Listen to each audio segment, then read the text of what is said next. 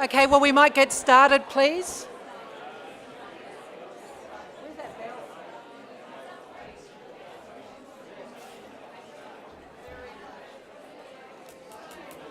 bell? Where's the bell? Yeah, that's all right.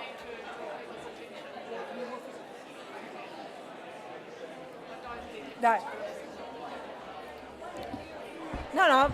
Okay, we might get started, if that's all right. Attention! All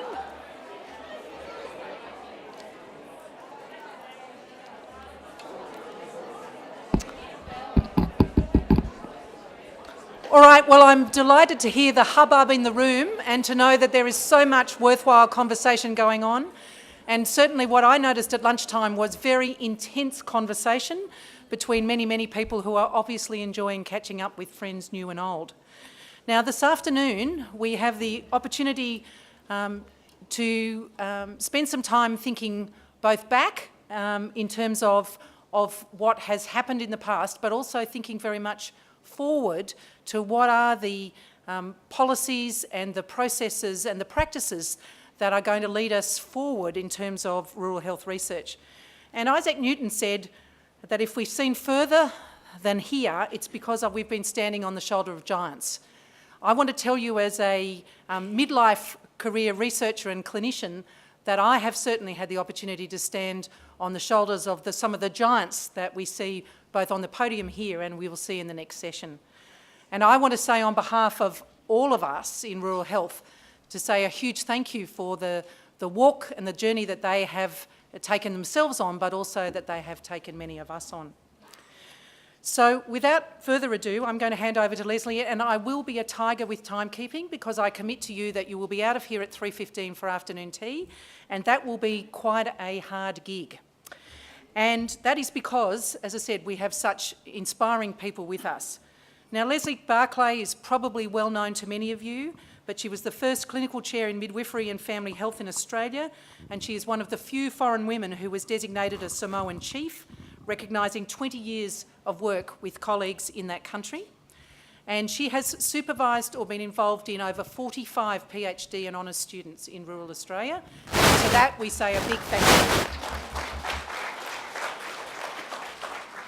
David Lyle has lived in Broken Hill for 23 years, moved there in 1995, and is a full-time or part-time cyclist and prefers full cream milk to skim milk in his coffee, sensible man.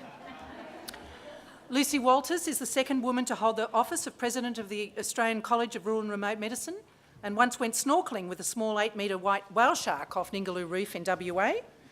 Ross Bailie studied medicine at the University of Cape Town in South Africa, and in 2014 Ross did volunteer work as an evaluation advisor in Malawi, which I think would have been a very interesting and eye-opening thing.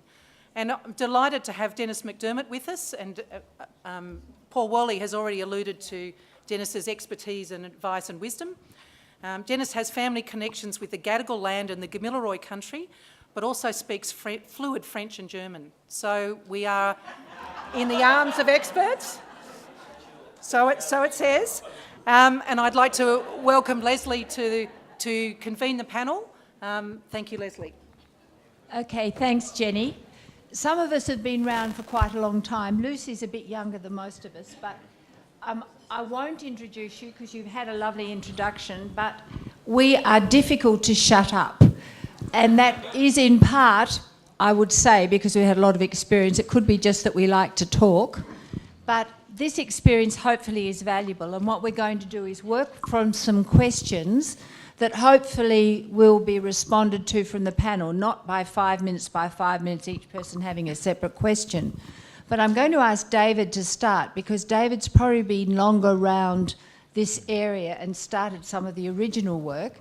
So David, please, what do you think the key influences, issues, people, policies, programs have shaped where we are now with rural and remote health research? Thanks, Lesley. Yes, I'll be speaking very much from a lived experience, but I'd like to talk about two particular elements to that process. One was in the 1980s. The 1980s was a time when the health sector and state health departments in particular recognised the need for a systematic approach to the development of health policy and services, in addition to clinical practice. So there was this need for an evidence-based approach to policy and practice. It was also associated with a rise of public health training, which was, for those at the time would know about the Kerr-White report. And that created a workforce with skills in health service and systems research, evaluation and development, which was driven by the need for an affordable, cost-effective and accountable health system. So that was the precursor for a system that was starting to think about evidence and research.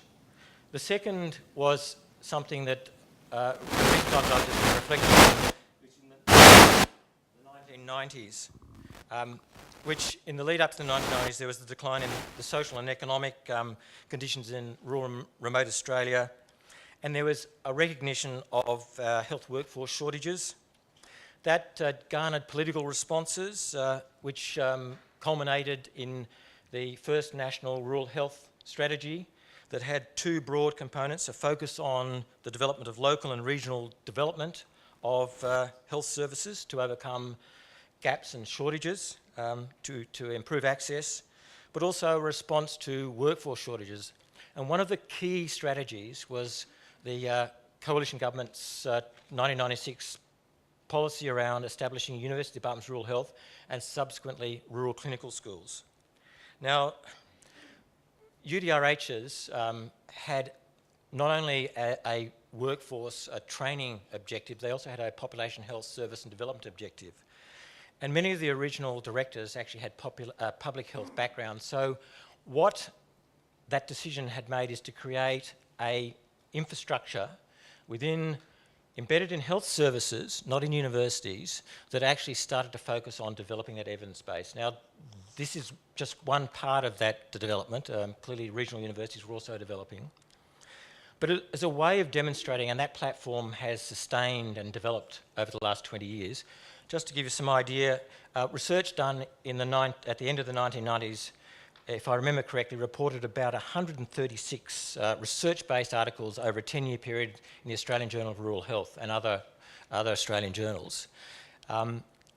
Now in the UDRH and Rural Clinical School Network alone, there are over 1,300 academics, clinical academics and full-time academics working. In a 10-year period that would equate to the 10-year period of the 1990s, there are over 3,500 publications that have come out of that network alone. So I think that what that demonstrates is these two key shifts in policy and in investment have generated a sustainable and a substantial platform from which research is developed and is flourishing. Good start to our discussion. Lucie, would you like to take that a little bit further, and what do you think the enablers or blockers are to rural health research? Yeah, look, I'm just interested in the fact that one of the disadvantages that rural people have in Australia is that we're a minority. But one of the huge advantages are that we're a vocal minority. And in fact, the Rural Clinical School and UDRH programs have actually demonstrated this in the research and in the education sector, where previously that was existed only in the population sector. So one of the things that I found really, inspiring for myself, and which I think has been really important in research in rural medicine, is that we need the evidence base, because without that we can't stand shoulder to shoulder with the other health professionals that have an academic background from the city. But we also need the rich stories that actually are often the things that inspire and motivate. And so rural people tend to be good orators, and we've got the best of them as our Rural Health Commissioner now. And certainly my experience is that the very beginning of the evidence of how we could bring people out to a rural area and educate them was, I read in Paul Worley's very first papers, but it was the oration from him and the stories from the students that were in rural people that made that come alive for me. And so I think that we need to think about the momentum of the rural research that has occurred through the UDRHs and the rural clinical schools. We need to think about the political changes that have occurred within Australia at very key positions. So the political agenda that enabled us to become, or to argue for UDRHs and rural clinical schools, was actually about the fact that the Commonwealth government, Liberal government, needed to engage with the National Party and engage rural constituents again in their cause, and that enabled a huge transition and focus on health for rural Australia. So for me, we need to think about, in policy and research, it's the evidence and the stories. Can I just come in with a point there? One of the things that really interested me, having just done some work with Gordon Gregory, and I don't think there'd be anyone in the room who doesn't know Gordon, he said, as we worked on the origins of the National Rural Health Alliance, that for him it was evidence that actually helped him to be so politically powerful, and the National Rural Health Alliance to be so politically powerful. And that alliance has been very powerful. So as an institution, where do you see the National Rural Health Alliance fitting? Do you see it still, when you're talking about universities and you're talking about our motivation and our capacity to tell stories, do you think that that organisation has a role? I think that the National Rural Health Alliance is key to being able to unify the very many diverse voices in rural Australia. And it's that amazingly complex tension between the fact that each of us and each community has its own unique story, as each health professional group has its own unique story, but the commonalities in those stories bring strength. And so I think the National Rural Health Alliance continues to be a very important group in terms of helping to set the policy agenda going forward. And it also brings the shared story.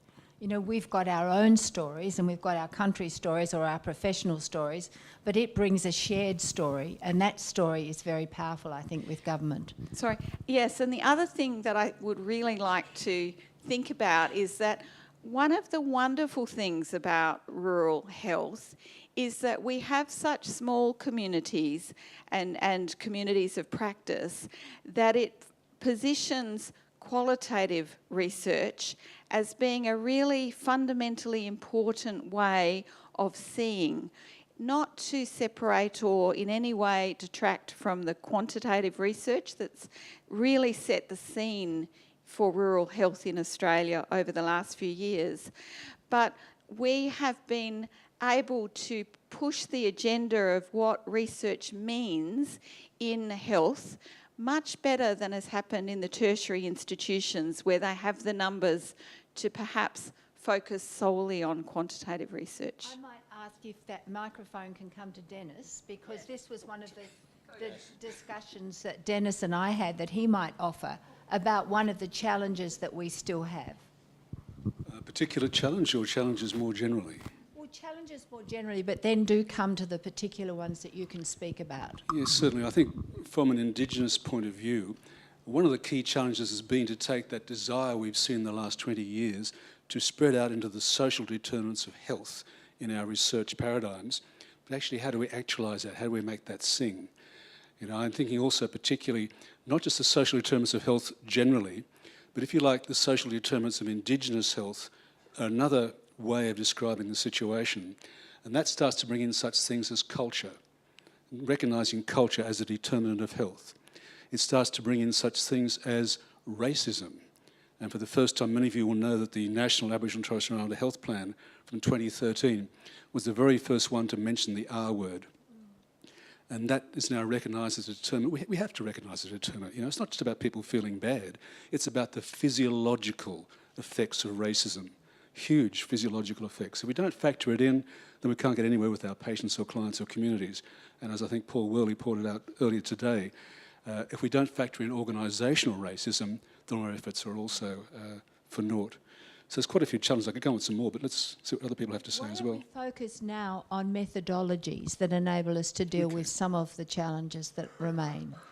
All right, I'll just say two, I think, of particular importance. And one is the workforce, because we find in teaching, and Paul alluded to some of the work we've been doing at Flinders around, if you like, the pedagogy of Indigenous health and cultural safety.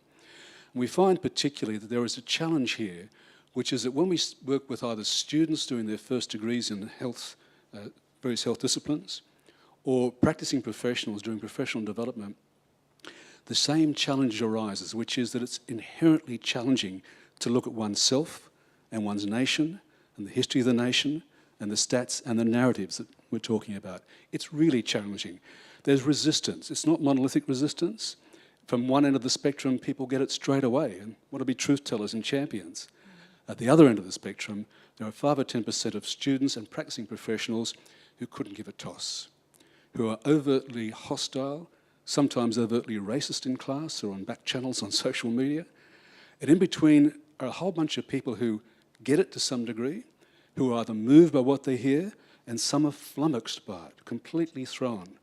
And now I'm realising this resistance is not just about, personal choice. It's about what I'm a psychologist, not a medico, we psychologists call cognitive dissonance. We're asking people to take in fresh information that actually argues and jives with everything they've ever heard all their life, and certainly here on Murdoch Media. And so that's a big challenge. It throws people, it pulls the rug out from under people's feet. So our pedagogy and our curriculum must take into account these challenges that people face with the dissonance. And I'll mention one very brief thing we'll be doing now, Lesley, which is saying, look, we need to learn from Aboriginal ways of doing things. And in the Balgo area, Western Desert in the north of Western Australia, there's a term some of you may have heard called Kanyanyimpa. And Kanyanyimpa is a way of describing the holding that goes on for young Aboriginal men going through into adulthood. Because it's a challenge for anyone transitioning making that kind of change. And so the young men are held emotionally and spiritually through that challenging journey. Well, our work now is saying, why don't we do this with students? Why don't we say, this is a journey we want you to come on, it's going to be difficult, it's going to be fraught, we're going to make it safe for you, we'll hold you through this journey. So one challenge is workforce, and I guess, I forgot my other challenge, no, I know. Indigenous methodology, Thank you, please. Connie or Lesley. She won't let me off the hook. We're also trying to find ways of what Professor Sir Mason Jury calls the interface between Western ways of research and Indigenous ways. And that's a challenging area. The beauty is using a Yolngu term, when saltwater and freshwater meet, this is not my term, this is a Yolngu way of looking at things, something extra is created. And that's the foam of the saltwater meeting the freshwater. And that foam is the new knowledge. So if we can find ways of doing that, and one of the ways we can do this is to tap into, we talked before about places that are unique, places that are distinct around Australia, certainly with Aboriginal nations. But there are commonalities. And there are commonalities in such things as listening, deep listening. And there's a word for it in every Aboriginal language I've come across, which is about deep listening. It's a bit like mindfulness, listening with your whole body. If we can teach our health professionals to do it, if we can do it as researchers, then we're starting to pick up on the subtle stuff. Quickly, another one is Uncle Lewis Yulaburka O'Brien, Ghana elder, I've learned from since I've been in the last 9 years in Adelaide. And he talks about a thing called seeing doublies, or seeing two ways. And he's not talking nonsense. He's trying to say, if you look at a mountain, what's on the other side of the mountain? If you read a text, what's beneath the lines? If you see a presentation, what's behind the presentation? It's sometimes holding two contradictory things in your mind or in your purview at the same time. If we can do that as researchers, we're starting to get to the nub of things. I should shut up. No, but that's really helpful, because one of the things that Aboriginal researchers and others who are working with Aboriginal people doing research are starting to develop techniques that we haven't had in the past, that certainly aren't 50 years old or the randomised control trial. They're particular techniques that enable us to see this complexity of meaning, to see the doublies. It's a lovely way of describing it. I want to come to Ross now, because one of the things that Ross's research has done, and I became aware of this when I went to the Northern Territory and became aware of his work quite a long time ago, 10, 15 years ago, was his research, what I have tried to do with my research, was actually part of a process of changing the system, of translation, of improving the system. Ross, would you like to give us some insights about how you as a researcher work to translate, disseminate, but far more than that, to engage in system improvement? Is this on? Yeah. Thanks, Lesley. And I think what quite a bit of what I'll have to say is synergies with what Dennis was saying. And part of the major achievements, or the extent to which we have made progress, is down to the increasing realisation of the potential for research to drive service and system improvement. And I think they're possibly, I'll just single out 3 key things that have helped with that, and that is the emergence of or recognition of the value of participatory, system-oriented and action-oriented research, and the need and importance of this is probably brought to the surface most acutely in the field of Indigenous health research. So from a participatory research perspective, just to unpack those 3 things a little bit, I think I'm saying similar things to what Dennis is saying, but in different words, is really the recognition of partnerships and genuine partnerships. And there's good research literature on what makes for good partnerships and the principles that you need to follow in order to work effectively in partnerships. And there's remarkable similarities or parallels between that and what is in the values and ethics statement for Indigenous health research. And so just to single out a couple of those, is the one is around spirit and integrity, which is described as holding all of the other values together. So I think the way that we approach as researchers, the way that we approach those partnerships with the spirit and integrity in which we approach those is critical, and it needs to be with a shared sense of purpose. So, I mean, that's a critical requirement for effective partnerships, is really a shared understanding of what do we hope to achieve through this research.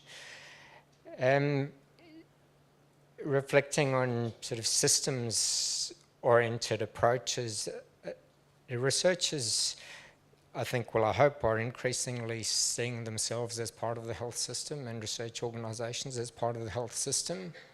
And so we're moving away from this sort of expectation that researchers are kind of stand on the outside and need to be independent and looking in. We are part of the health system, and to be effective, we need to be part of the health system. So I think, working effectively in partnerships with a systems approach and respecting the roles, the different roles and the different strengths that different individuals and different organisations or groups bring to the research process is we're seeing more of that happening, or that happening more effectively. And it actually getting funded now, whereas previously you had to camouflage a participatory action research project and call it something else. So NH and MRC didn't think it wasn't somehow not rigorous enough. Yeah. So I think the action part of it is very much, in order to make change, we all, as partners, need to take action. But the sort of action we can take depends on the role and where we sit within the system.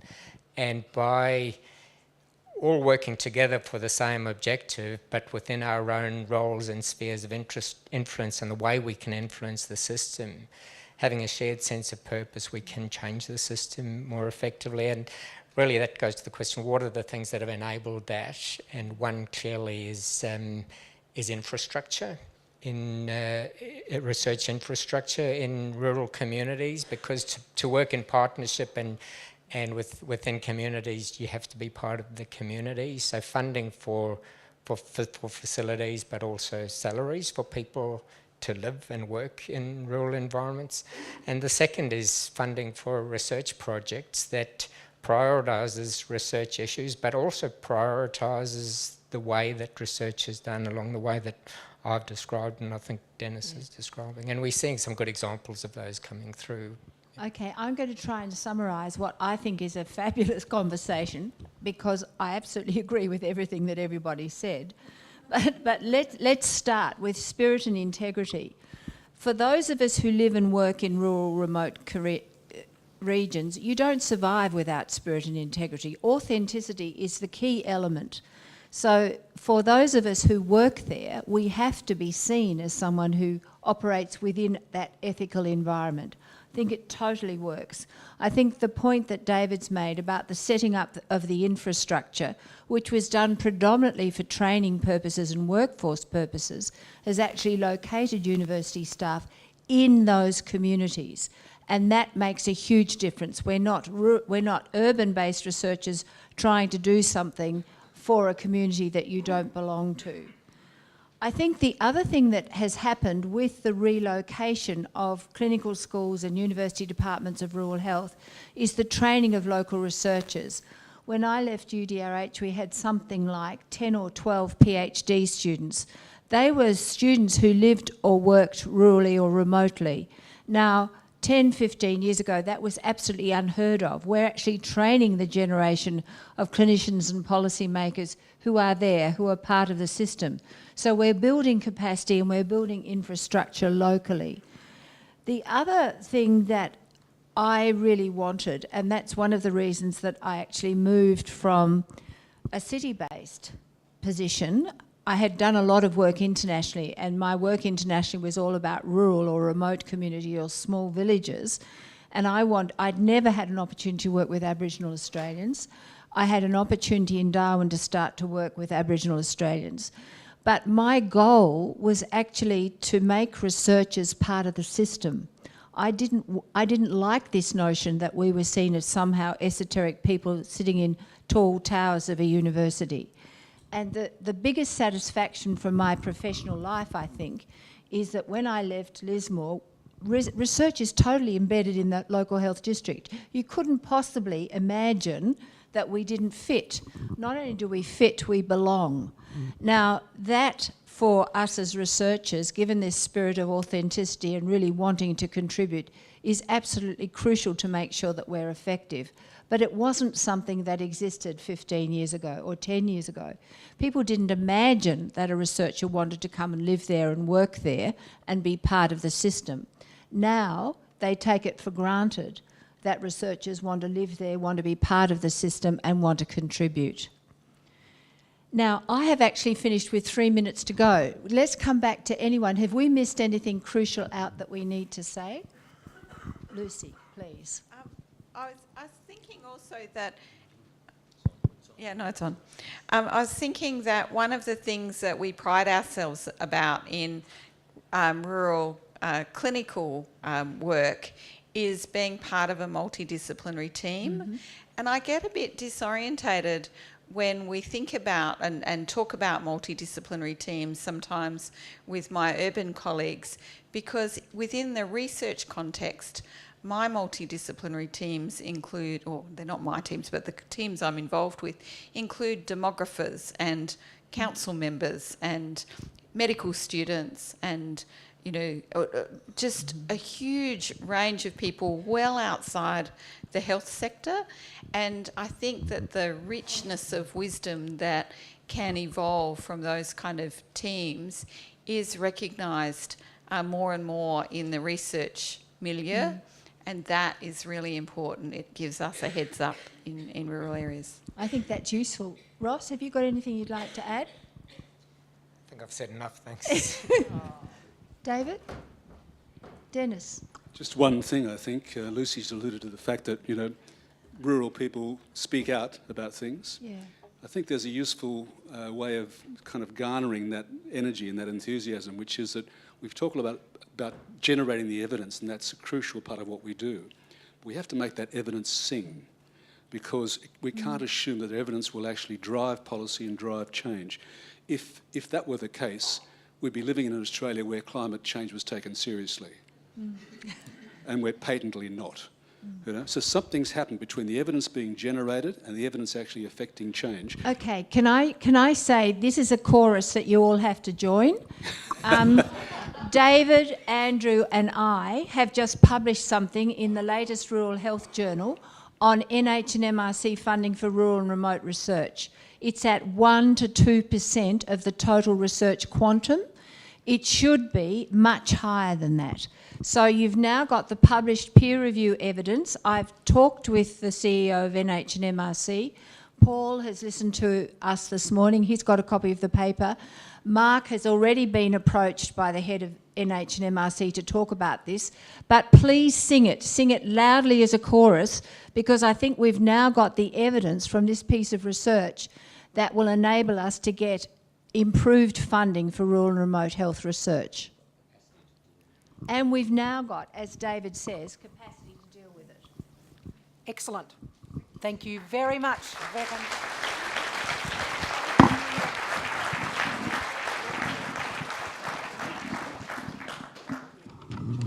Yes. All right, well, thank you very much, and that segues perfectly in... Of course.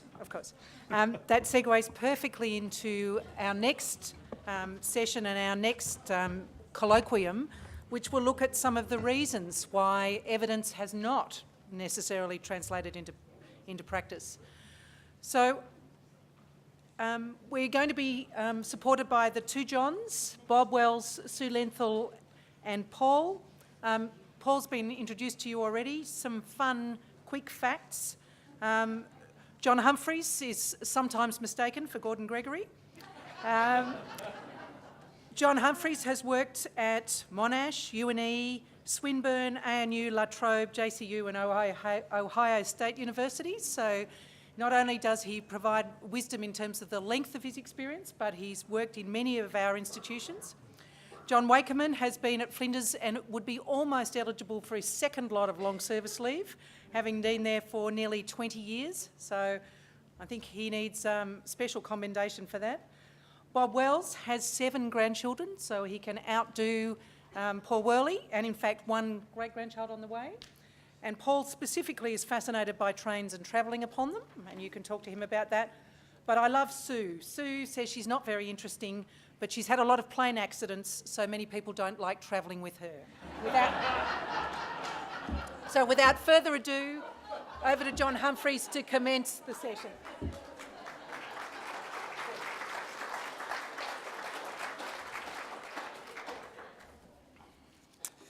Thanks very much, Jenny, and many thanks for the invitation to participate in this important event today. First of all, I'd like to begin by acknowledging the traditional owners of the land on which we're meeting today, and I would like to pay my respects to elders past and present. My role today is to try and get the IT right for starters.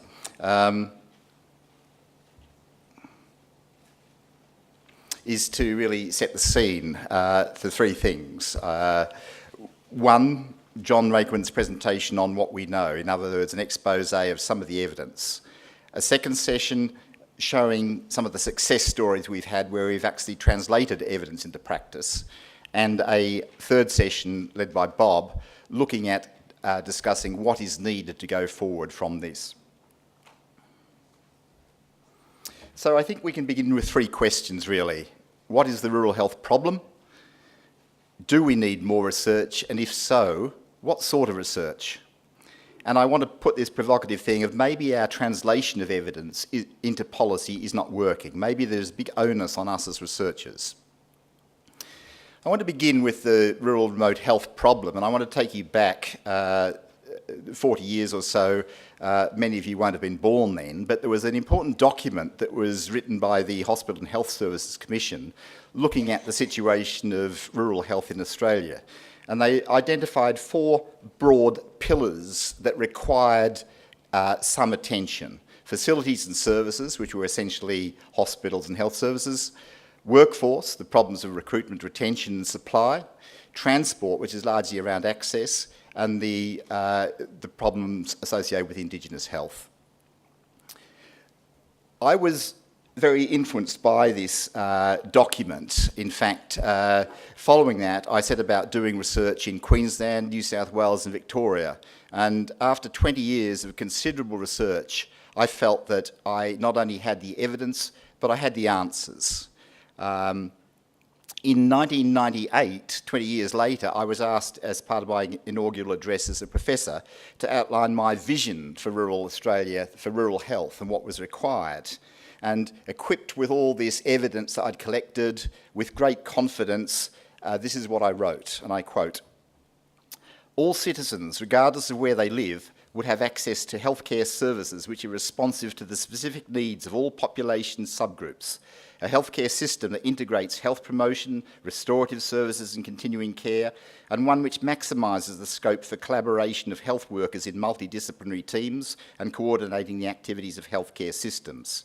Entry points into the system and pathways of care would not disadvantage any Australian on the basis of place of residence, be it an urban, rural or remote location, and would enable continuous and coordinated patient care. Ready access to information and programs relating to health promotion and the prevention of ill health would enable citizens to adopt and maintain healthier lifestyles, thereby reducing the need for curative care treatment and resulting in improved health status of rural and remote communities." Not a bad goal, really, was it, for 1998? And I've had quite confidence that we'd quickly resolve the problems. But in fact, now I reflect on that situation in 1998, I kind of feel a bit like the chap who visited the fortune teller at the circus and sat down in front of the crystal ball.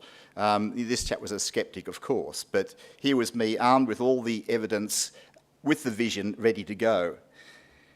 The fortune teller began, "I see you are the father of 2 children. "Ha, that's what you think," replied the man. "I'm the father of 3 children. "That's what you think," smiled the fortune teller. So clearly we're a long way from achieving my vision of rural health. Some of you got that, didn't you, after lunch? So the key question in many ways is that given the wealth of research evidence on rural health, why has the problem been so persistent? Surely we have the evidence. And look at this slide here, which I've taken from work that was done and published recently in the Electronic Journal with David Lyle, just to give you a snapshot of rural research from the UDRHs in 2013. It demonstrates what David was saying about the wealth of activity that's taking place. A large number of peer-reviewed articles focusing on key aspects of rural health, workforce, service delivery, population health and other things. And of these papers, a good 40% were clearly targeting specific rural remote issues. We know from evidence over the years that the rural and remote context is very different from the urban environment and that one coat doesn't fit all. We have the geography, the small settlements, the vast distances. We know about the problems of mortality and morbidity and the higher rates of hospitalisation. We know about the socio-demography of the place and the economic disadvantage of many of rural and remote areas. And we know that socially and geographically there's great diversity in terms of lifestyle differences and that there are inappropriate ways of mainstream services and mainstream programs being delivered. So that's the first thing, we have considerable knowledge. The second thing is about solutions and policies. Well, if you go back over the last generation, there have been many strategies, policies, frameworks relating to rural remote health, from the Commonwealth, from state and territory departments.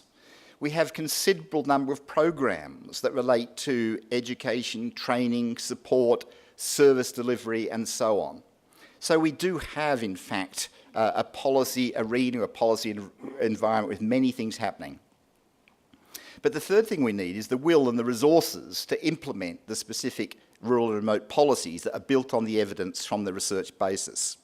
At the moment, we have something like 45 odd, and the Canberra bureaucrats can correct me, specific programs that target rural remote areas. And collectively, the quantum is probably in the order of 1.5, if not more, billion dollars per annum, which, if you look at it as a percentage of the overall health budget, is minuscule, but it doesn't take account of many of the mainstream programs that still impact upon rural and remote areas. So, I guess what I'm asking is, to what extent are the planets aligned? To what extent do we have the knowledge, the policies and programs, and the implementation aligned such that we can start to measure the difference that's being made in rural remote areas? So in the next session, which John's going to lead, we're going to take you through systematically some of the evidence that's been collected by the Centre for Research Excellence that was funded through AFCRI and that's been done by Flinders University, Monash University, along the way, to give you an idea of some of the evidence that we believe can underpin the future.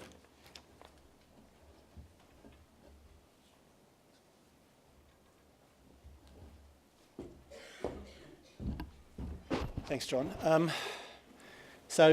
This is going to be quite an information-rich session. So I just want to know, hands up, who are the researchers in the room? Okay, thanks. Who are the people that are nodding off after lunch in the room? Hands up. All right, I know who you are. I'll keep an eye out. If I see you nodding off, I'll wake you up. Lucie? Yeah. Thank you for your honesty. All right. So, John's spoken about, and we've seen some presentations today already about the gradients as you move from major cities in Australia out to remote and very remote communities. So socioeconomic status declines as you move away from major cities into rural and remote areas. We know the proportion of the population that's Indigenous increases as you move out from major cities into rural and remote areas. And of course, that population carries a heavy burden of disease.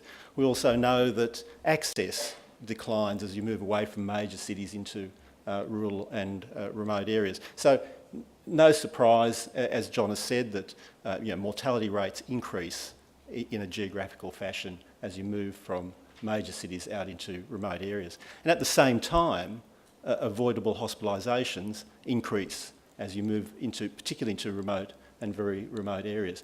So you don't need to be a rocket scientist to deduce that we need to really do something about our primary healthcare systems across rural and remote Australia to enable to decrease the number of hospitalisations, improve health outcomes at a lesser cost.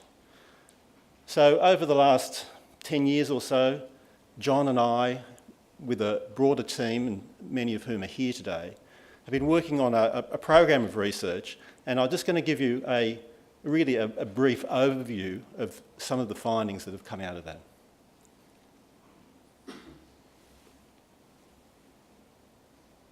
So, what do we know about effective and sustainable rural and remote primary healthcare services in this country? So the first thing we did, and you can see it was over 10 years ago now, was have a look at the literature. We thought, well, we're thinking about models of service delivery. People have been delivering services here for a long time. There must be plenty of literature about what services work and where they work. And in fact, the number of rigorously evaluated services was small. But we were able, out of that literature, to develop this sort of a typology of services that were both effective and sustainable and had been evaluated to be so. And it ranges from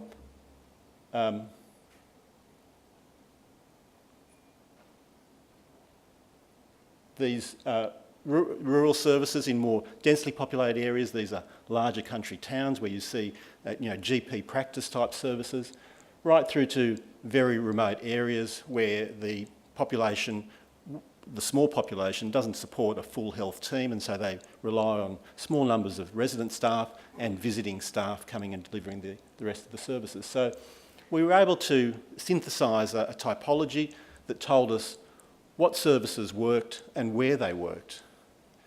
The question then was, why do they work? So this really reflects what Paul Worley was saying this morning. What were the common factors across these different types of services in different places that might explain why they were effective and why they were sustainable? And when we looked across those services, both what was written about them as well as doing some detailed field work, we did some case studies of some of these exemplary services. this is what we synthesised out of that experience, that those services that worked had good governance, competent management, inspirational leadership. They had the sort of infrastructure that you need, the sort of infrastructure that Ross was talking about. Not just buildings and cars, but also information technology so that those services could monitor what they do and make sure that they are working well. They were well coordinated both internally and externally. They were adequately funded, and they had workforce. And not only did they have a supply of workforce, but they had a workforce that was adequately prepared for working in that location. And then there were a number of macro-scale environmental enablers. A supportive policy that meant that there would be ongoing funding. In Australia, we have this issue about federal-state accountabilities, and so the successful ones managed to get federal and state policies to align, and some degree of community participation. So this is what we synthesised out of that research, that both primary and secondary data, as the reasons why these services were successful. And they were successful not because they did one or two of these things, they did all of these things. There was the system worked. So then we wanted to explore some of these service requirements in detail. We wanted to have a look at funding, we wanted to have a look at some workforce issues. But the first thing we realised was we needed to understand what we meant by primary healthcare services. Not what's the definition of primary healthcare, but what sort of services should people living in rural and remote areas expect to be able to access in their communities.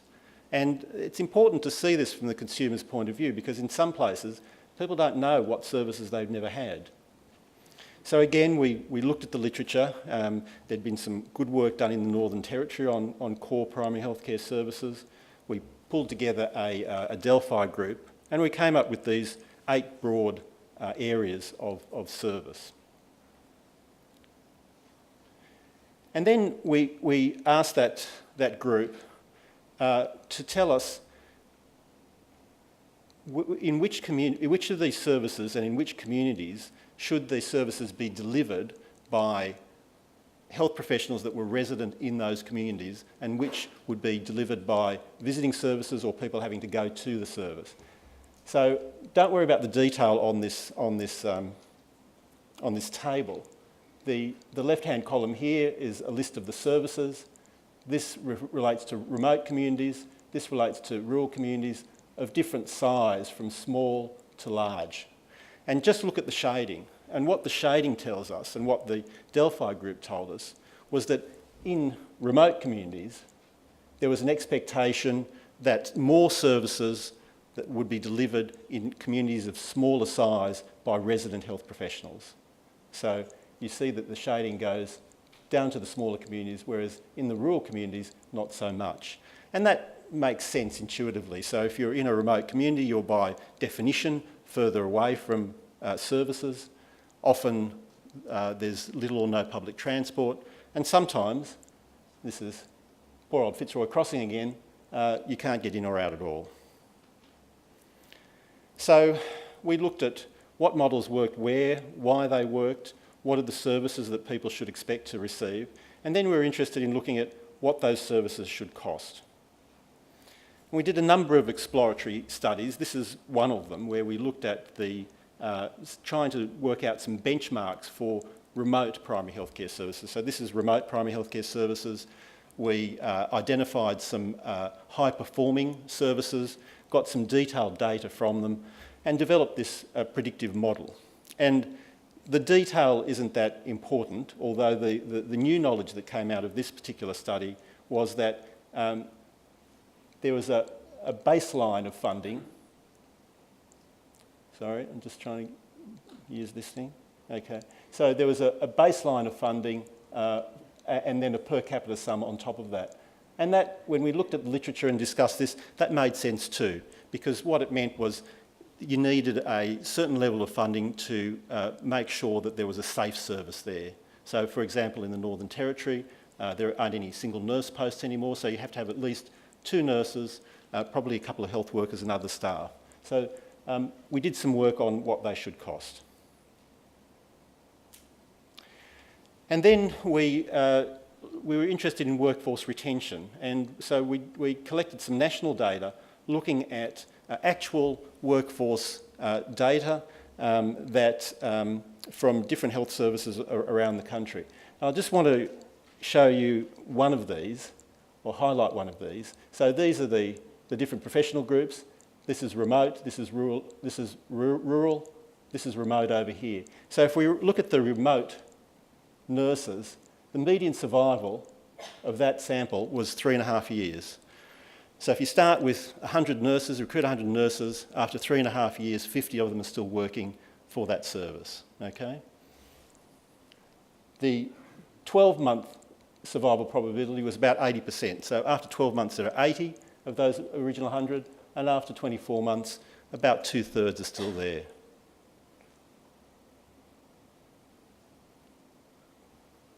This is some very recent work that we've done. This is just in the Northern Territory, looking at all of the remote clinics, government clinics, and what we found in this study was that the annual turnover was 148%, 148% per annum. If we look at the survival, the benchmark previously for median survival was 3.5 years.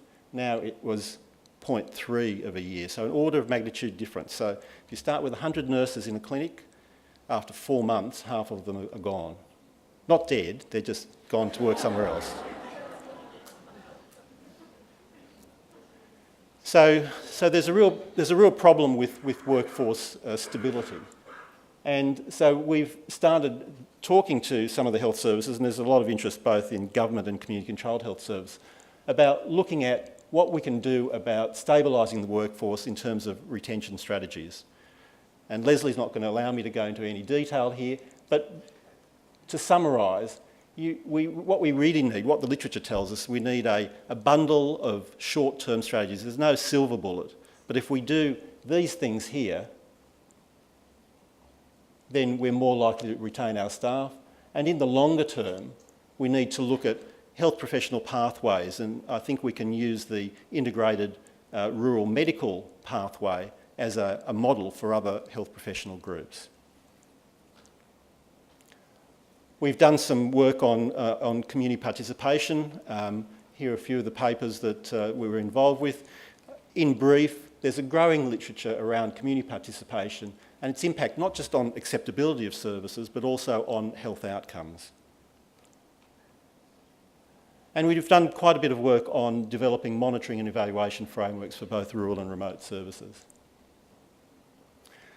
And we know from international literature that if we can improve primary healthcare access, we can get better health outcomes at a lesser cost. And this slide refers to a couple of cost-effectiveness studies that we did in the Northern Territory. The first one was looking at diabetic patients, quite a large sample of diabetic patients. And when we compared those with low access to those patients with higher access, there was a very significant decrease in hospitalisation, decreased death rates, and of course it was cheaper to deal with diabetic issues, problems at the primary care level rather than those people being hospitalised. And when we looked at 5 chronic diseases, diabetes, kidney disease, heart disease, hypertension, lung disease, we were able to calculate that the high access group relative to the low access group saved the NT government $125 million a year in terms of the costs associated with hospitalisation. So these are not trivial amounts. So that we know from both international and local literature that strengthening primary healthcare services will provide better outcomes at a lesser cost. So we've got quite a bit of knowledge now about how to provide services, what those models should look like, various features of those models. The question is, how much of this has actually been implemented, and where do we go from here? So I'll hand back to John now.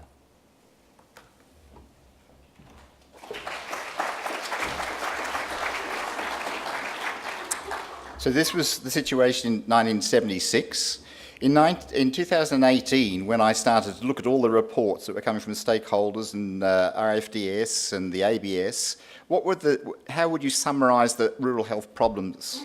Well, again, 4 headings: funding and infrastructure, workforce supply, access and Indigenous health. Very similar, but in fact different, because over the 40 years, considerable things have happened. But the nature of the problem is different today.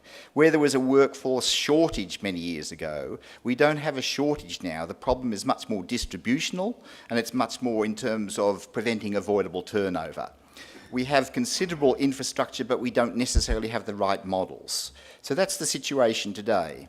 So the question again, why are the problems so persistent? Given that John has outlined that we've systematically looked at the data and the issues to understand the nature and causes and scope of the problems, why do they persist? And I've taken 3 quotes here, one from John Maynard Keynes, about the problem of decision making if you have lots and lots of facts and evidence. Donald Trump wouldn't like that one. Col Owen, one of the stalwarts of the rural doctors movement many years ago, very insightful person, identifying that those above the coalface that were not hearing the research. These were the sounds of silence, he called them. And a senator, during the presentation that I made to the Senate Commission, that bureaucrats seemed very closed to the fact there was any problem with the existing system. But it's not all bad news. I want to demonstrate that here are 4 examples, and we'll rush through them for you, but 4 examples where evidence has been translated into meaningful policies and practices.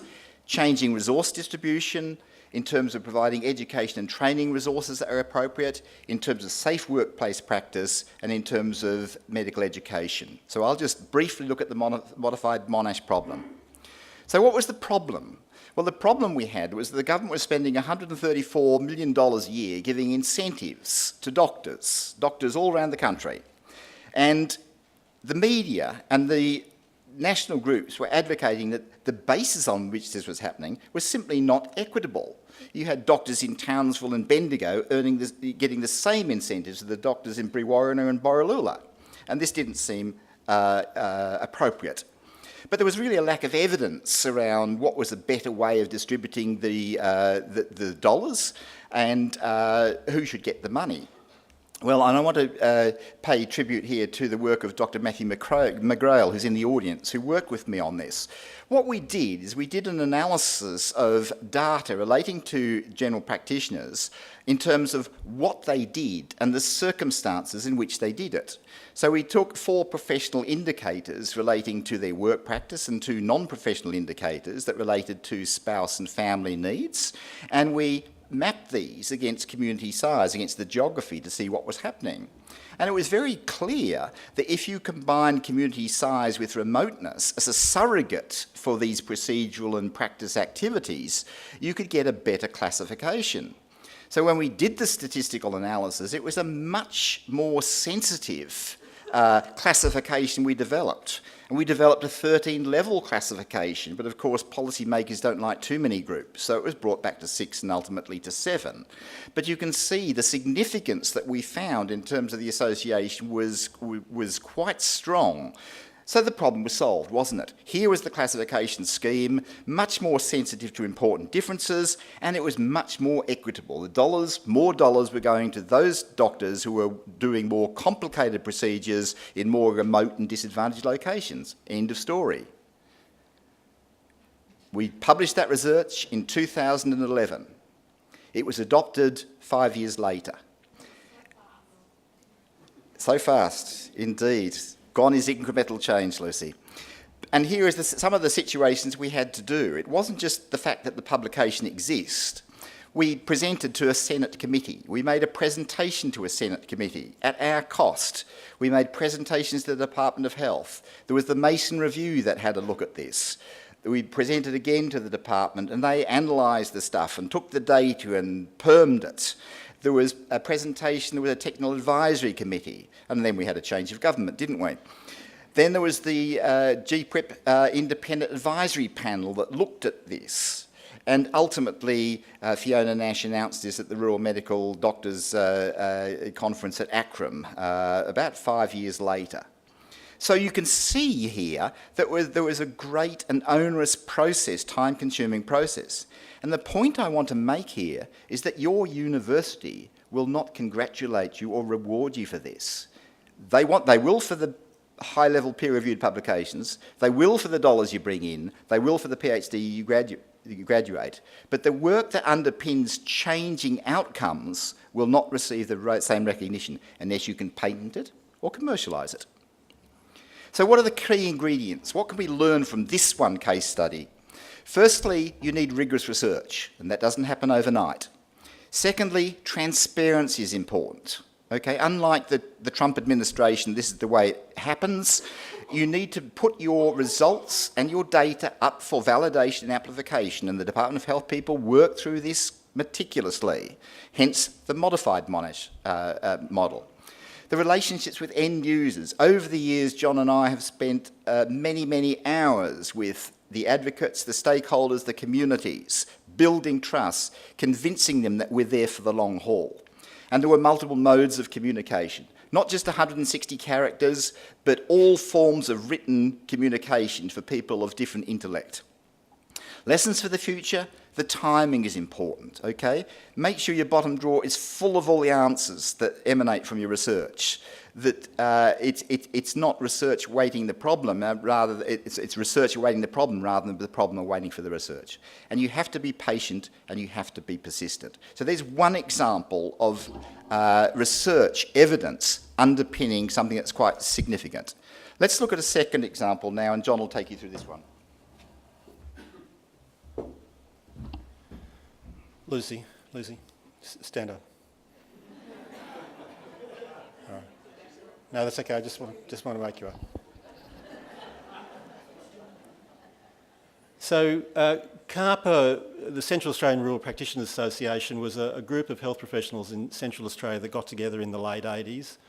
Sabina, where are you? Okay, stand up. One of the few still around, few founding members still around, there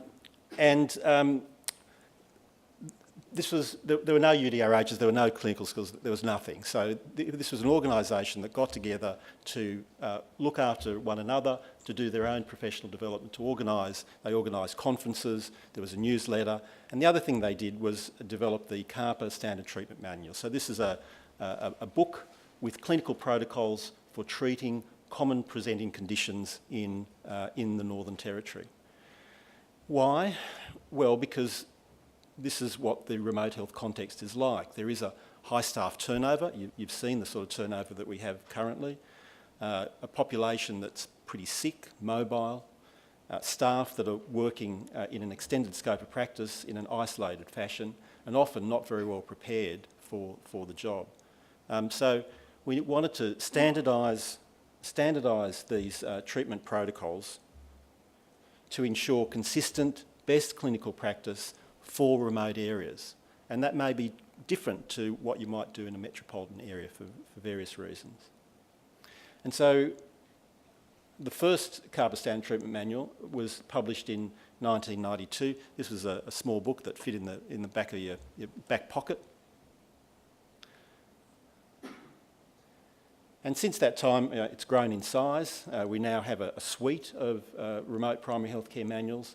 And the CARPA manual has been evaluated 4 times, rigorously evaluated 4 times now.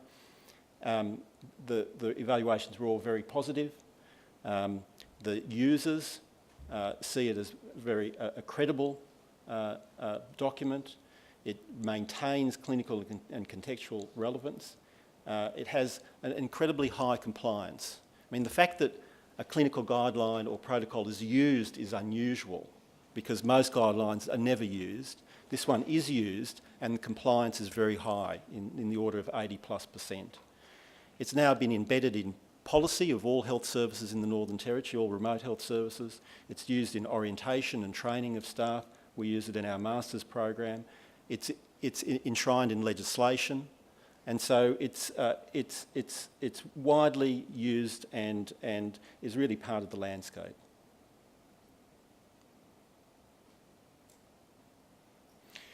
So why has this been a successful piece of research translation? Well, I mean, it's scholarly work. These protocols are reviewed on a regular basis by content experts. It's then rigorously reviewed by context experts. So not only the people that are a full bottle on that specific disease, but also the people that will use the protocol to make sure that it is used.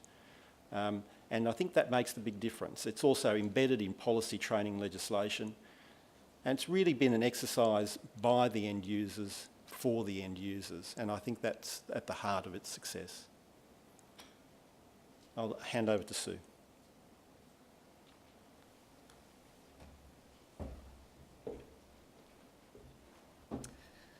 So this was a piece of research that John was chief investigator and Sabina was involved with, and a few other people.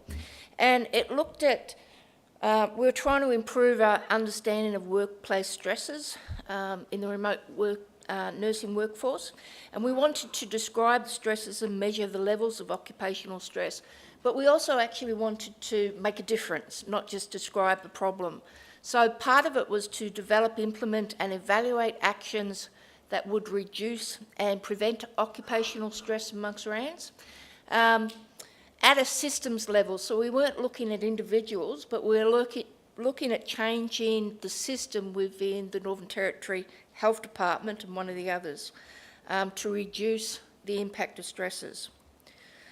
So we did a national survey to all registered nurses in very remote Australia, and that involved developing a database of all remote health facilities that employed nurses, and then ringing every one of them.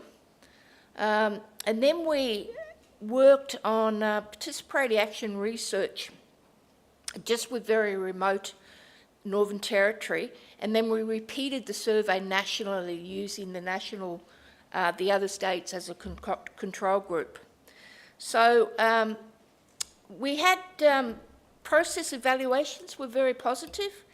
RANs in particular appreciated the opportunity to brief and to have input into changes, and the least powerful actually gave the most positive feedback.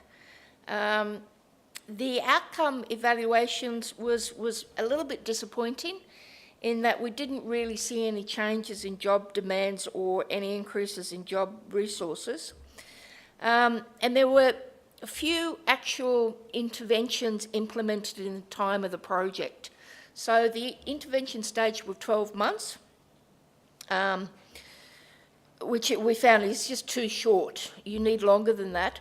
But they have been continued to be implemented since the end of the project, but very slowly and haphazardly until the murder of Gail Woodford.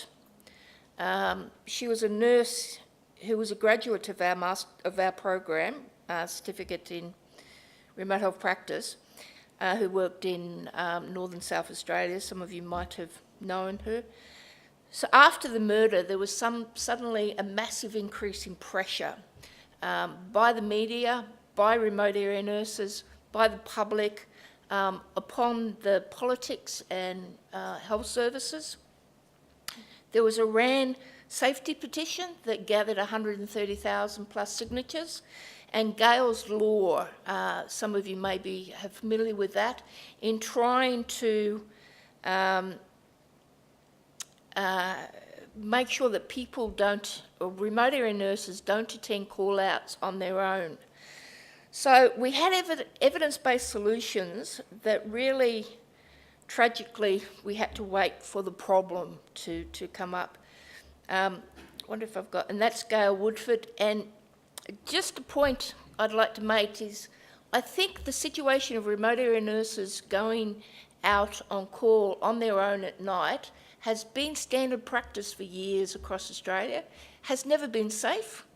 And really there was a level of irresponsibility by a lot of health services, by managers, by RANs ourselves, and we'll have said that, to allow that situation to continue. In a lot of places in the Territory, it has really changed. Most places have first responders now, or second responders. Some areas of Australia still don't. But it was interesting, it wasn't just that one intervention that was taken up from that research, it was quite a number. Thanks.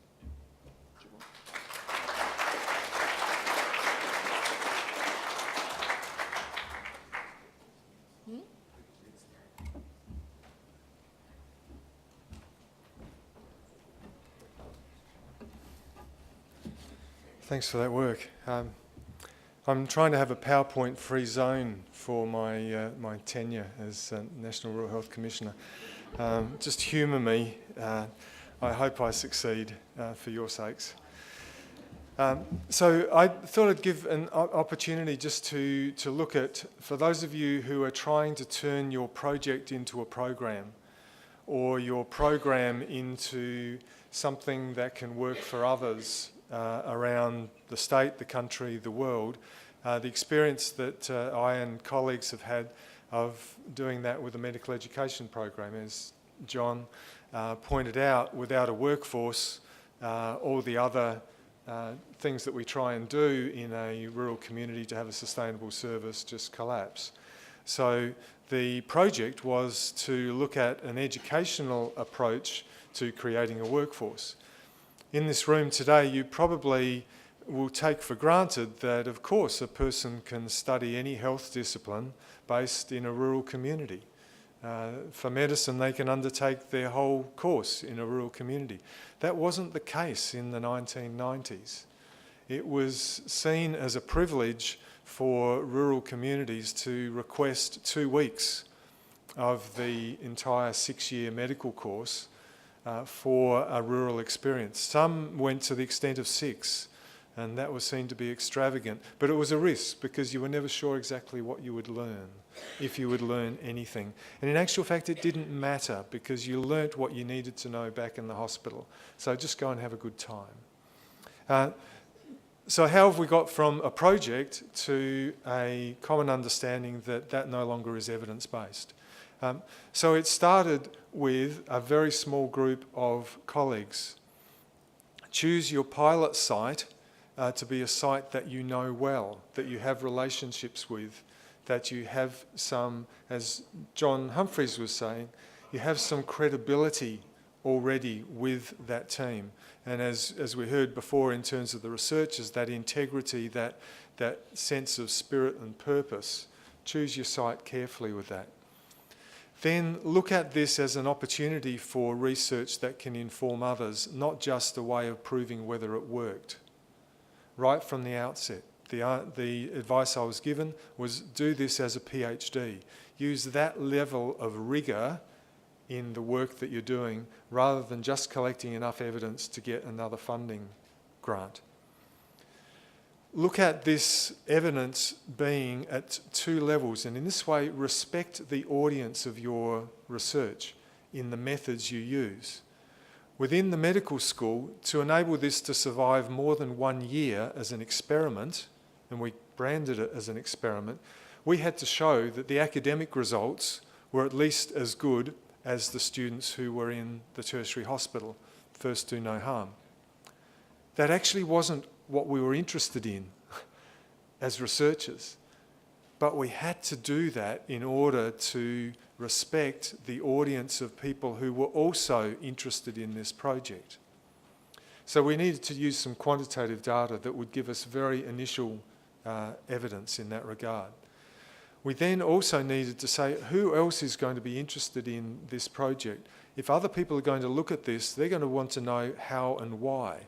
So there are how and why questions that we needed to use qualitative approaches, particularly the perspective of the students and the supervisors.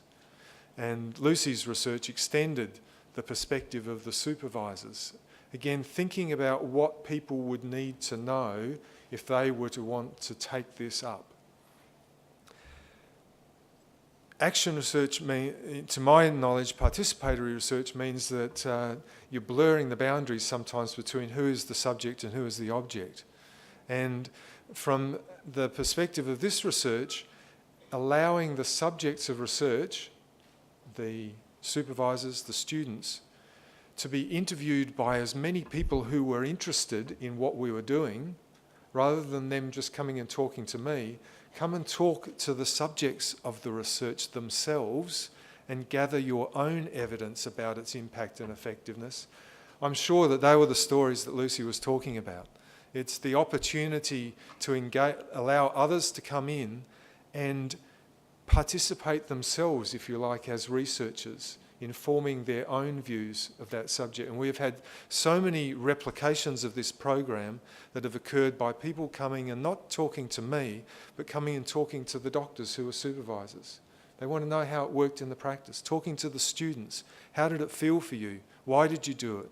What were you worried about? What made it work? What didn't? Not just what we wrote in the research. So open up your research laboratory to others to come and conduct their own inquiry, not just rely on your papers. It doesn't diminish the opportunity for you to publish, and it's more likely to get you citations when you do, because they're going to want to look at what they have also looked at themselves. They won't steal your intellectual property. It's one of the big issues that we face is, well, whose intellectual property is this anyway? If I've been a researcher in what is essentially an action research, is it my intellectual property? Certainly this project has expanded far more rapidly because I haven't viewed it that way. I viewed this as a common good, as a public good, and just as much property of the participants as myself. Involve the students in research and the subjects. Get them to do their own research papers as a result of this. One of the papers that I'm most proud of, we published in 2001 in Rural and Remote Health, was published by one of our students who said, I want to know how long it takes the doctors to do this stuff and whether they're losing money on this. So she published this neat little paper that then was the pilot for Lucie's research that went on and did this in a very methodical way. But that came out of a student doing a student project. The two other things I would say. Firstly, don't be scared to get the person that you think is going to be your most severe critic to be a colleague in your research. So when we started this, we actually got Adelaide University to come and be part of the evaluation. And for those of you who know Flinders and Adelaide back in the 90s, it wasn't necessarily a bed of roses between the two institutions. So we got the people we thought would be our greatest critic to be part of the research, because we knew if they said it was working, everyone would believe it. If it was only us, we wouldn't. And secondly, allow the political process access to your resource. So Jack Best was one of the key people that went around to multiple researchers and allowed politicians, including Michael Wooldridge, who came and visited us, and allowed them again to ask their questions and say, well, how big could this be? It very quickly morphed from a $150,000 per year program to $250 million that we now see invested in rural clinical schools and many more millions across the world. If you think of those principles, your project can turn into a program, can turn into, well, it was always that way, wasn't it?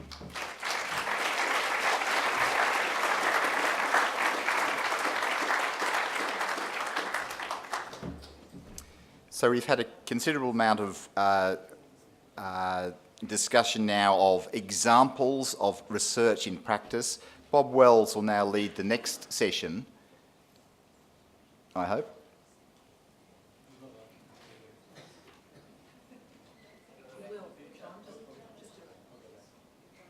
Get back. Can you help Frank? Just the last slide. Thank you. Okay, Bob.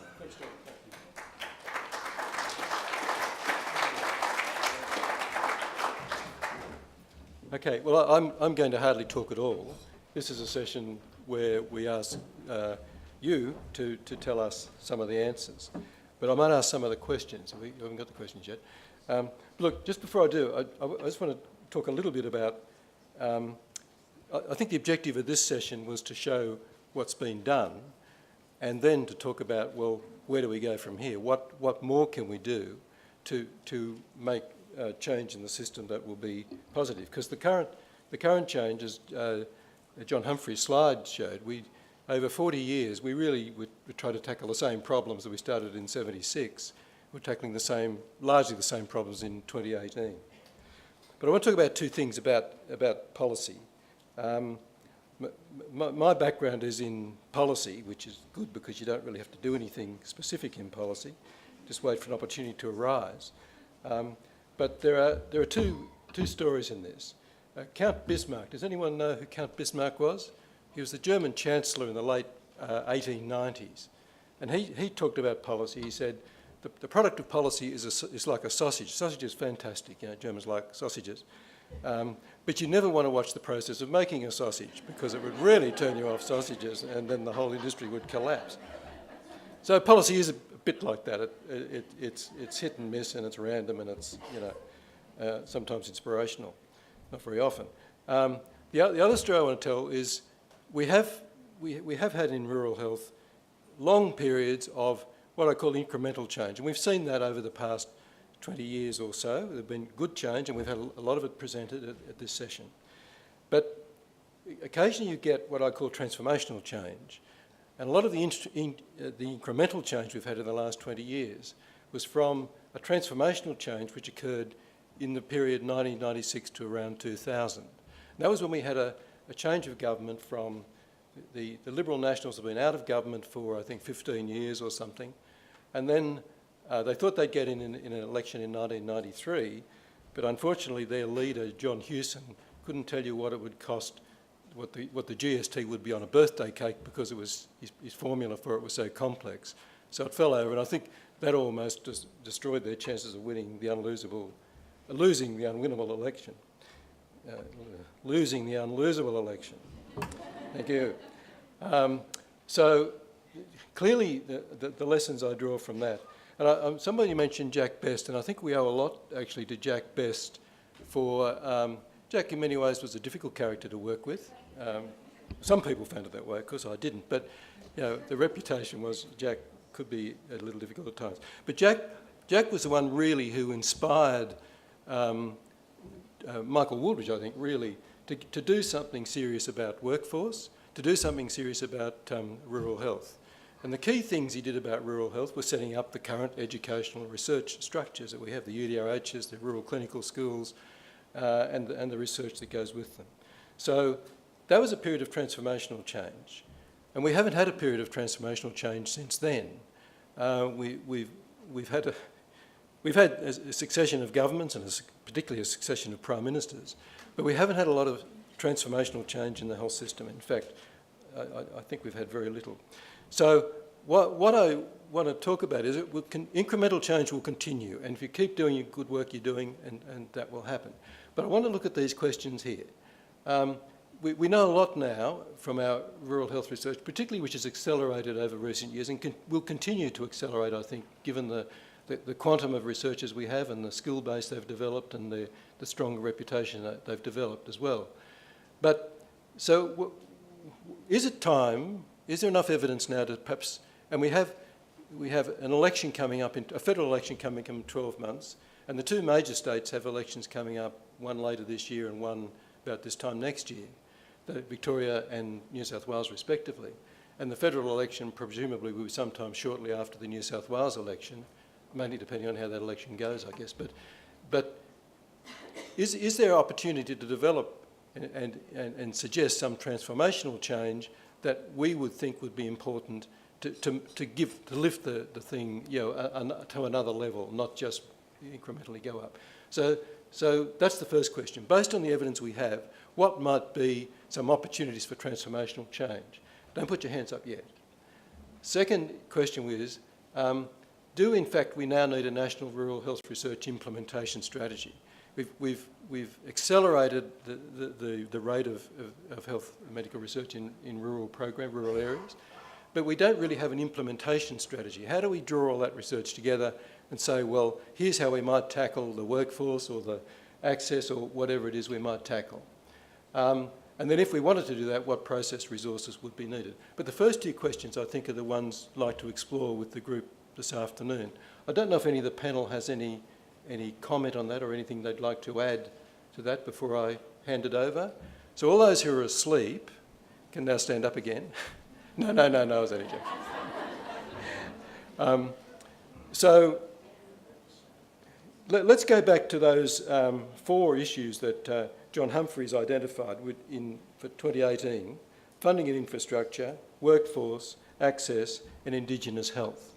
So are any of those areas ripe, if you like, or all of those areas, or some of those areas, ripe for a transformational change in the system that would lift it up to accelerate as we've done since 1993?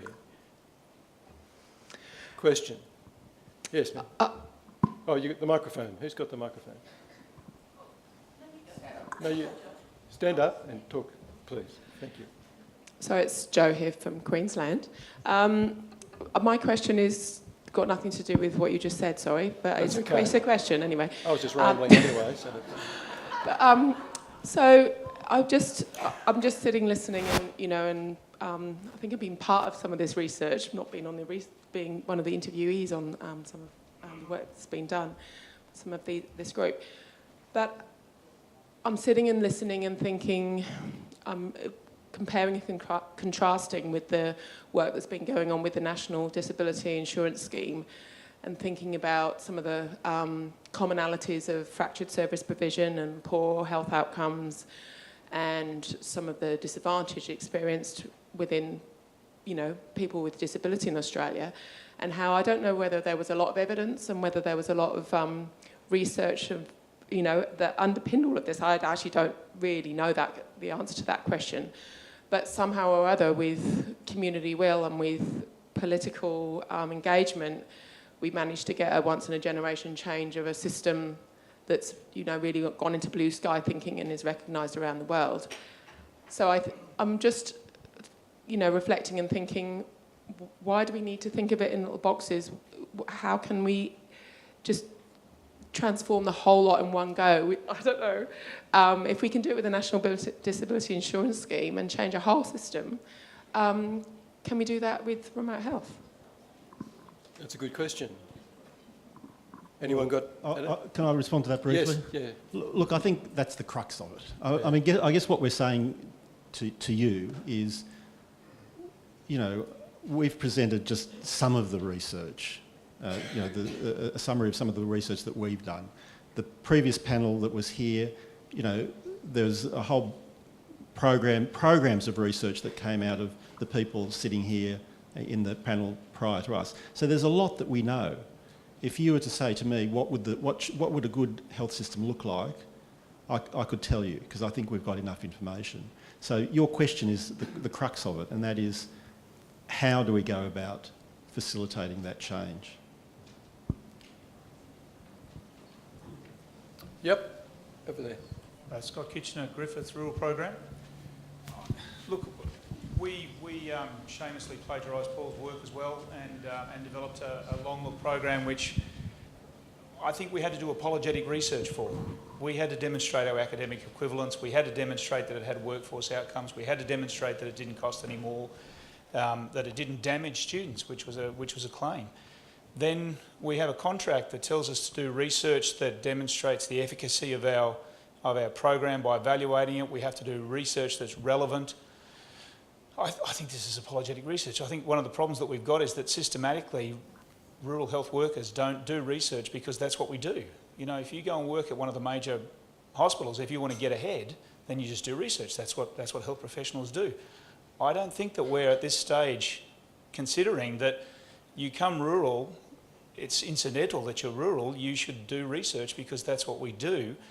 If you're going to do research, then obviously you do something that's relevant. But I'm interested in whether or not, or when the panel thinks, that we're going to make that leap to research is just what rural health professionals do in the same way as all health professionals do, rather than we do research because we need to demonstrate that we're as good or that we validate our existence as health professionals. Happy to happy to take that up.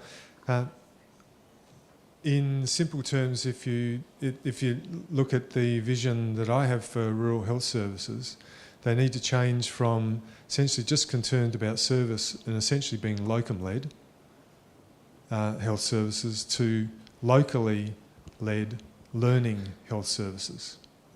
Why? Because we know from around the world that the best health services are those that integrate clinical care, teaching and research. And yet somehow we've come to accept that that's okay for the city, but in the country we will just do the service bit and we'll take the teaching and research that is done in the city. And with exceptions, there are always exceptions that prove this rule, and there's been investment in researchers, if you like, out of that system, and some like Ross and Lesley have managed to come back into it, but there hasn't been the expectation that as clinicians we are also researchers and teachers, just as part of our work. If we're looking for that transformation that needs to occur, what happened with the NDIS was the locus of control changed. The locus of control changed from organisations that relied on people staying disabled for their business to people who were living with the disability being able to choose what help they need. Now, if we're wanting that same transformation in rural health, in education and in clinical service, what is the locus of control that needs to change? I would suggest that we learn from, as I said earlier, from our Aboriginal brothers and sisters, that it's the community need to be in control, and that's the rural community need to be in control. And at the moment, for our health service budget allocations, for our education allocations, for where the education occurs, it's all driven from our cities, and we are outposts and regarded as such. Some are good outposts, but we're still outposts. So is the opportunity for there to be a transformation? Absolutely there is. If we're prepared, and if someone's prepared to support us to move that locus of control. Another comment here. Got the hands going up. Hi, I'm Fiona Brook from Sarah. I'm asking, I think it's mostly for Paul, but it's really for everyone.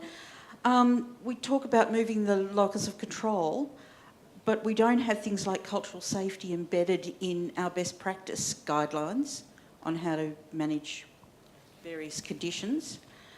And we seem to have a system that's more inclined to measure throughput than health outcomes. So what can we do to change that? Because, I mean, even just looking for... We don't have a lot of evaluations of the big programs that are out there. They tend not to be done. So how can we change that? How can we actually get government to be part of the solution as well as the funder of the solution? Could I? Oh, do you want to comment on that, Paul? Or? Yeah, I'll just say that I think that's a problem for cities as much as rural areas. Yeah. But I would be really interested in Bob's comments. Yeah. Well, I think Paul's point is right on the button about locus of control. And at the moment, the locus of control is in Canberra, it's in Sydney, it's in Melbourne, it's in Adelaide, it's in, it's spread around the states and the Commonwealth. I worked in the Commonwealth. I never worked in a state. And I always thought, oh, well, I didn't know anything, but at least the states would know. But I quickly found out the states didn't, in fact, probably knew less than I did because I actually talked to people. So I sort of thought, well, nobody knows anything. So I used to work as much as I could with the people who were actually delivering the services or doing the research or whatever they were doing to get a feel so I could give better advice to the government. And I think if we had... I mean, I've got an idea about how you could radically restructure the funding of the health system, but that's not my job today to waste your time on my view. Well, what I would do, I mean, I think we have... do you really want me to tell you that? Yeah. Okay. All right. Have we got time? We've got 1 minute. At the moment, the health is largely funded through pipelines, and there are more and more pipelines as we get more ideas. There's a cancer pipeline, there's a mental health pipeline, there's this pipeline, there's that pipeline. So what you get down at the bottom end, sorry, at the delivery end, I don't mean bottom in a judgmental sense, is you've got all these reporting requirements which are coming from perhaps different agencies, different parts of the agency, different people have different expectations, don't know what they really want to achieve, so you get these obscure sort of reporting and targets and all sorts of things which impossible. So you've got to pull all that together and deliver an actual service to people who have, most of whom have most of the conditions that have come in pipelines, but it's not funded that way. So what I'm thinking, and picking up Paul's point, I would devolve a lot of that.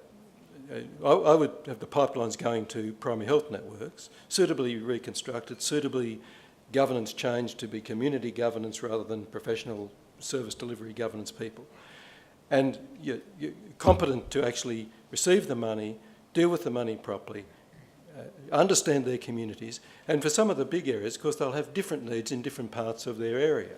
But let's face it, a lot of local governments have that same thing, and they have this sort of problem in that part of the government area, that problem, and they have to work through that. So I would actually take the money, give it to the PHNs, not overnight, mind you. This would be a bit of an iterative process. And I would say, well, you're the ones responsible now. You're run by the community. You're not run by the health professionals who happen to work in that community. Not that I'm trying to put health professionals down, but it's the community who have the need. And it's the community who should decide in any democracy, I think, what the priorities are and how those priorities should be tackled.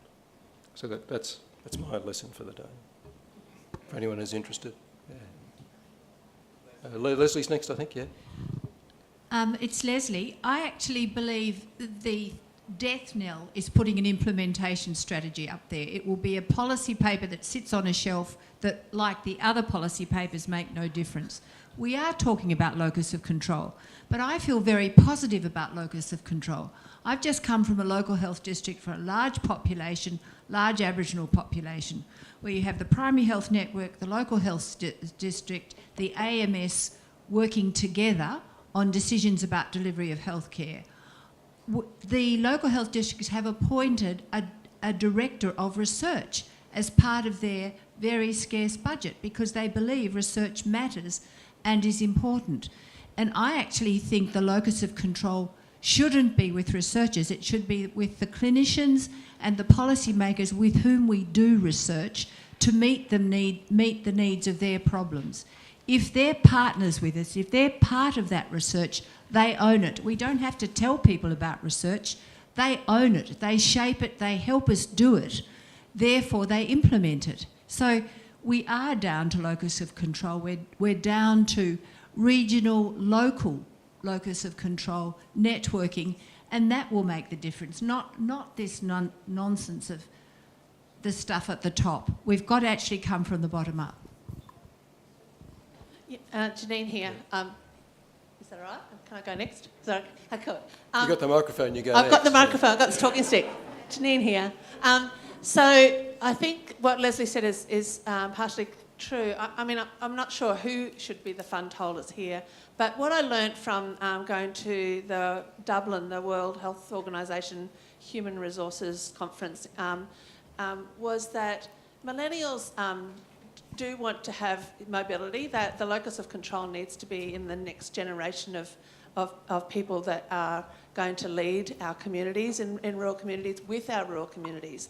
And the nomenclature around that has to be about the greater good, and I'm really, you know, the dichotomy that we set up by talking about urban and rural all the time is really unhelpful, because I think the policymakers need us to help them with the language that is about empowering our communities to be stronger and wealthier, and the whole of Australia actually does better. And I don't want to buy into the whole neoliberal discourse, but actually it is about a stronger, more economically stable Australia. If you've got really good rural and remote communities, we'll be much better off. If we've got really healthy and well Aboriginal communities, we'll be better off. We'll have their rich culture being able to lead us into the next millennium. You know, I'm really passionate about that, and I think it's very much about the language we choose and getting youth involved in making a movement that sings. Yep. Oh, someone, sorry, microphone over there next. Can I just sorry, say yeah.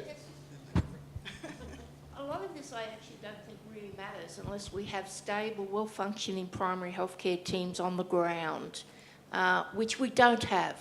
And that's pretty well, if you have a look at the turnover rate, particularly amongst remote area nurses in remote communities, I just think that's a dismal situation that we have 148% turnover.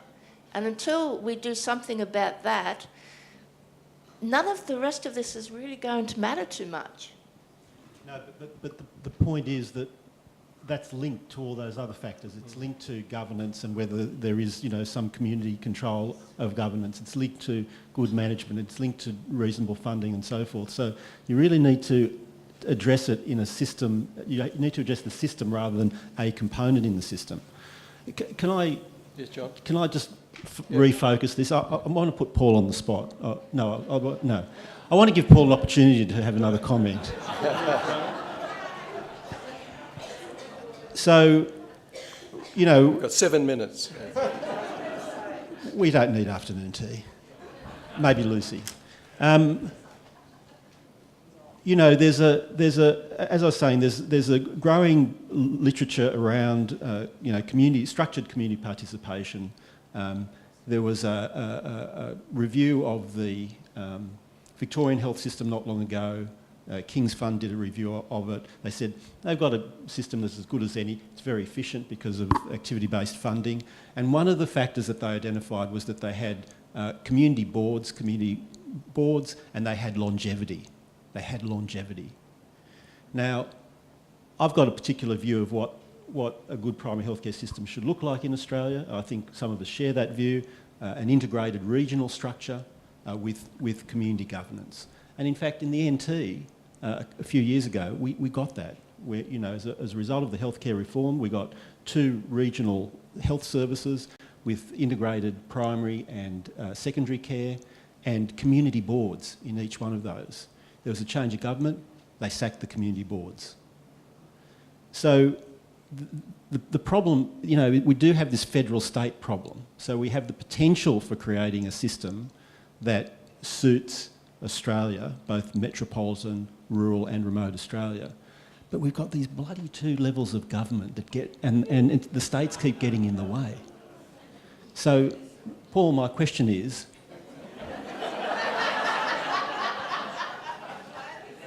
in your role, let's say in your rule,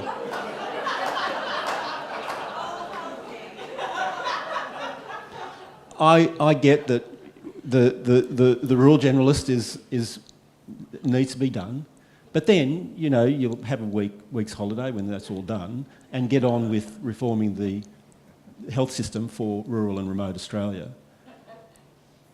How do we address these sorts of issues, these barriers like state Commonwealth responsibilities? We've got examples both on a jurisdictional level, at an individual service level, of really exemplary services that get the cultural safety right, they get the locus of control right, they have community control, we've got really good examples. How do we get those sorts of services right across rural and remote Australia? I'll take that as a comment. No, okay, I'm better. We can do that if you like. No, look, the issue of Commonwealth state government relationships is integral to implementing a national rural generalist pathway. The issue of locus of control is integral to implementing a national rural generalist pathway. The issue of research translation and informing governments, policymakers of that evidence and how that can be implemented is integral to the implementation of a national rural generalist pathway. My strategy in this is to give some confidence to the governments that they can do it. There's nothing like the confidence of having succeeded in implementing something to think, well, what else can we do? We've had that seen in communities where they manage something collaboratively that may appear small, and they then say, well, what next can we do? So my strategy in this is to reflect that the people who are in government are good people. Now, Bob, you were in government. I was a good person, yeah. might not be known. I rest my case, but we have this tendency to say and we had those quotes up before, and I know it's easy to get angry at faceless people in buildings, be they state or Commonwealth. But when you go and talk to those people as individuals, they are good people who all want to see success and are as frustrated as we are by the barriers that are there constitutionally.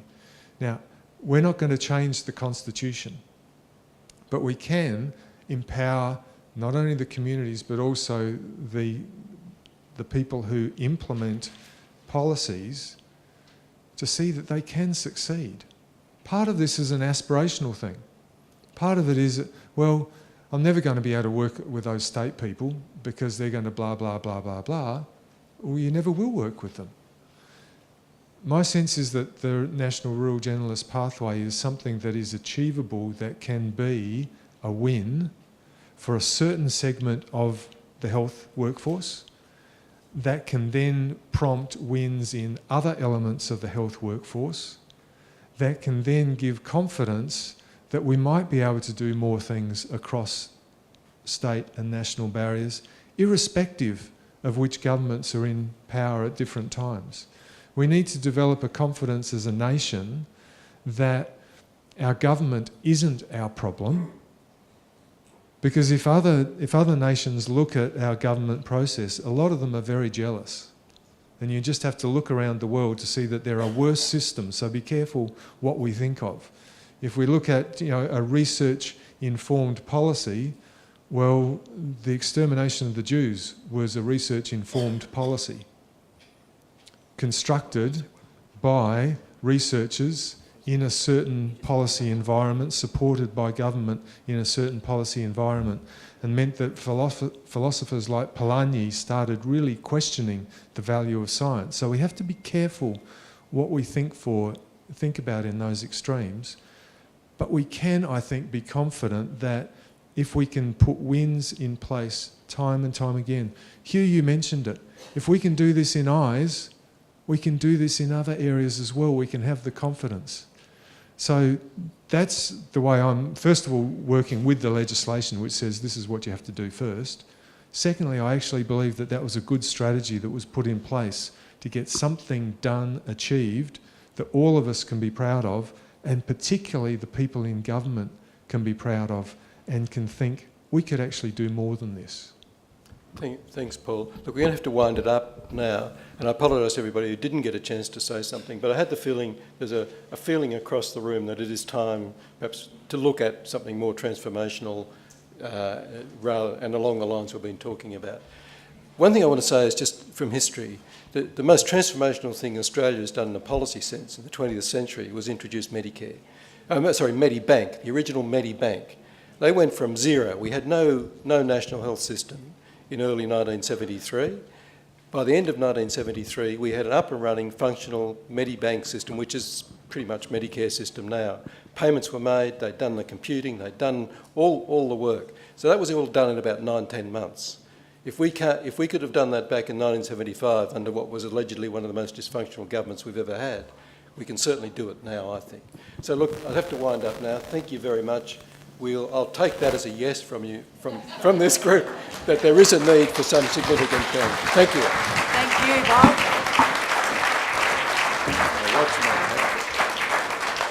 Sorry. So on behalf of you, just before you stand up for afternoon tea, we've just got a couple of housekeeping things.